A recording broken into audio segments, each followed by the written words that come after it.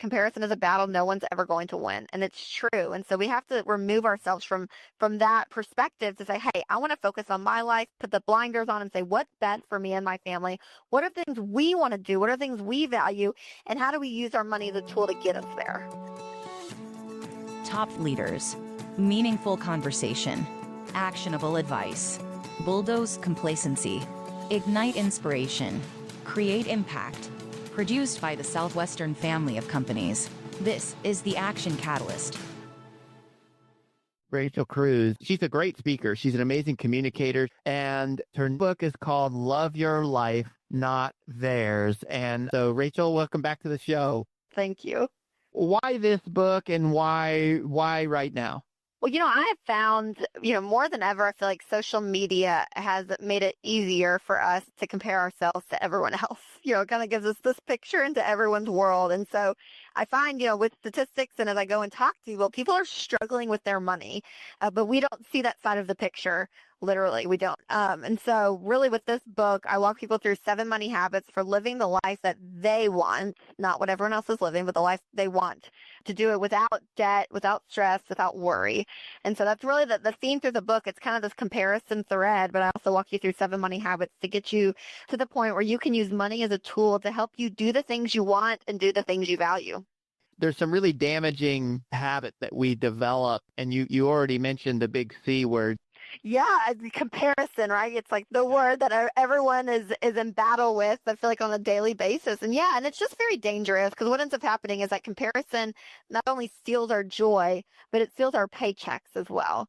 Because we end up spending, god-awful amounts of money to keep up a lifestyle that we think everyone else is living, but we're missing out on.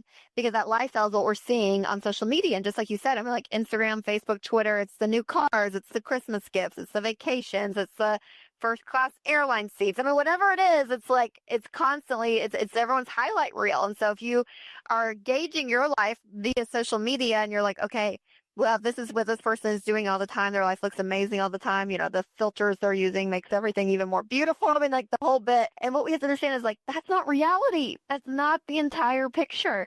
And again, going, after years of research and studying the topic of money, I know that people are struggling with money. So I see a brand new kitchen that's redone, with granite countertops and new lights and like, that's what I see on Facebook. It's like Joanna Gaines went in and waved her magic wand. And it's like, it's beautiful and it's a redone kitchen. But I know on the back end how many remodels homes do that take out a second mortgage.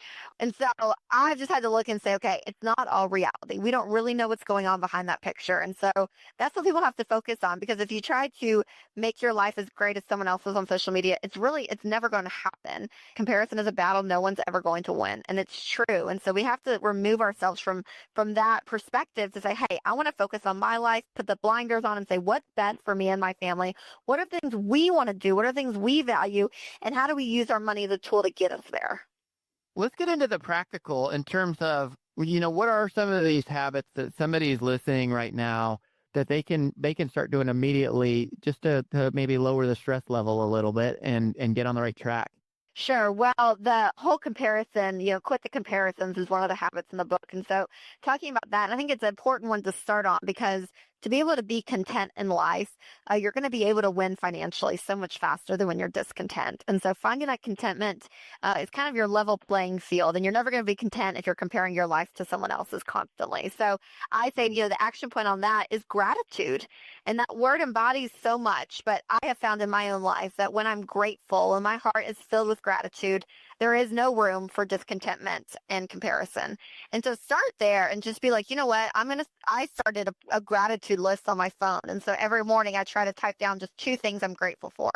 And it's such a good exercise for me to really start, my day and really my perspective on this idea of, okay, hey, I'm great. Here's all the things I'm grateful for. I'm going to start there. And then from there you can build. And so another habit is, make a plan for your money. You have to be the one controlling your money, not your money controlling you. And so a plan for your money, really a budget is what that is. We can call that the B word because no one likes that word, right. But it's a tool to help you get through the month, to be able to make sure all your necessities are covered and to plan out, hey, here's what I want to do for fun, but you're doing it with a plan, which sounds boring, but really what it does is a budget, it doesn't limit your freedom. A budget gives you freedom. a budget really gives you permission to spend. And so putting that habit in your life really will jumpstart you, I believe, to gaining control back with your money. When you're in debt and the bank is basically controlling your life financially speaking, car loans, credit cards, student loans, it's just this constant, the lender is there. You don't have many options in life. And so when you don't have choices, you don't have options, anything that seems gratifying or satisfying in the moment, you gravitate towards. And it's like, oh my gosh, I want that new TV, or I want that. You find yourself a little bit more under the desperation column, I would say, because financially you are when you're living paycheck to paycheck because of debt. And so when debt's freed up and suddenly you don't owe anyone anything, you suddenly become less impressed with everyone else around you, in a sense. And because you have the option, you have money piled up in the bank, and you can say, I don't really need that. You're able to make choices and make decisions more with clarity versus being all fogged by the stress and the burden, really, of debt. Mm-hmm. What are a couple of the other things that we can do to continue down the journey here? Yeah, well, we kind of touched on it earlier, but it's true, the whole debt discussion. And so one of the habits is steer clear of debt. And what does that look like practically in your life when you don't use debts in your life? How are you able to take vacations? How are you able to, I hear so many people say, well, how can I, grocery shop and buy organic, but still do it on a budget? Basically meaning like, how do I live my life still? And how do I do these things? Because so many people depend on the avenue of debt to get them what they want right when they want it. And so what does it look like to not have that in your life? Not only to get out of debt, but to continue to live a debt-free life. And so the huge element of this. There's another habit that I talk about that says talk about money even when it's hard. And money is interesting within our relationships. And when you and your spouse can get on the same page about money, it changes so much. The unity in your marriage is strengthened. Your hopes and your fears and your dreams are all come into alignment together as a couple. And this whole conversation with money around, spouses, but even parents to their kids, even I've seen and talked to more adult children talking to their parents about money because their parents, they don't have a will, they don't have these things in place. And so what do those conversations look like? And so really the relationship aspect of money is a habit that we all need to form. And it's hard sometimes, it's awkward. I mean, being able to make this a habit in your life and your marriage just is so healthy. And so walking through that is key. So I want to shift the conversation a little bit here. Can you just share a little bit of what it was like kind of growing up in this whole world? Yeah, I think some people assume an extreme case that we had mutual fund parties and, budget meetings and camps on the weekends and all this stuff. And really that wasn't the case at all. Mom and Dad, they were nowhere obsessed with this topic.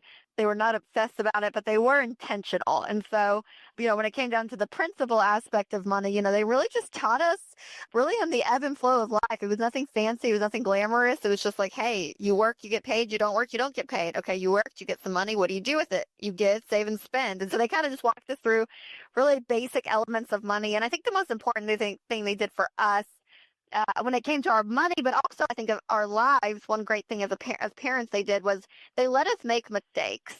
And for me, that was so key because I think you learn so much from those mistakes. And yes, you can learn without making mistakes and see other people's mistakes and be like, okay, I don't want to go down that road.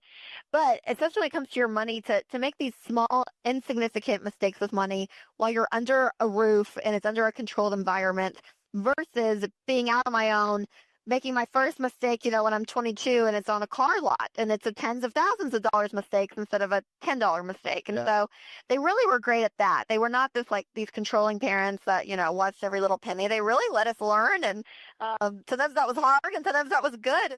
You feel like you're planting a flag here in this space? Is it really still fire you up? Is it something that you've adopted as part of your long-term plan to be the next generation of financial literacy?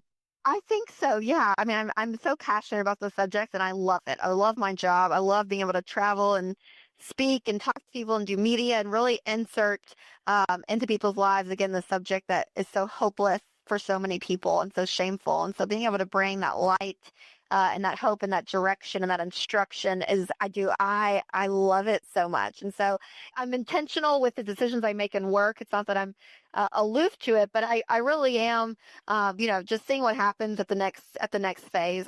Yeah, if it were up to me today, I would definitely say this will be in my future for many years to come. That's cool. And so the final little thing, Rachel, is just if somebody's listening and maybe they haven't done such a good job of filtering what they see on social media, what would you say directly to that one person? I would say that it's never too early and it's never too late.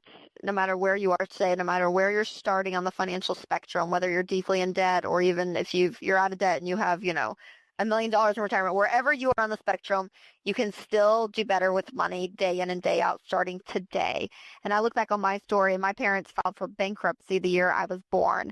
And so if they can come out of it and raise a family that is out of that tradition of debt and have changed their family tree, anyone can. So don't let your past mistakes hinder your future. You have to start today. But that's the thing, is it's going to be hard. It's going to be challenging. Creating good money habits in your life, it's going to take some time and it's going to take some pain, but pushing through, being consistent on the other side of all of this, it is so worth it, because money will not control you any longer. You will control your money, and you will have the power to be able to say, you know what, these are the decisions I want to make, and you're going to be able to do them. And so again, no matter where you are on the edge of bankruptcy or all the way up, if you feel like you've gotten your life under control, just know that every day, day in and day out, you can make a difference in your life, and you can make different money choices to help you get to where you want to go. Rachel Cruze, my friends, Rachel Cruze, keep doing a good thing. You're making a big, big difference in the world. So appreciate you having me on. Thank you. If you enjoy this podcast, please make sure to subscribe. And to stay updated on everything that the Action Catalyst is up to, make sure to follow us on Facebook and Instagram at Action Catalyst Podcast, and on Twitter at Catalyst_Action. And as always, thanks for listening.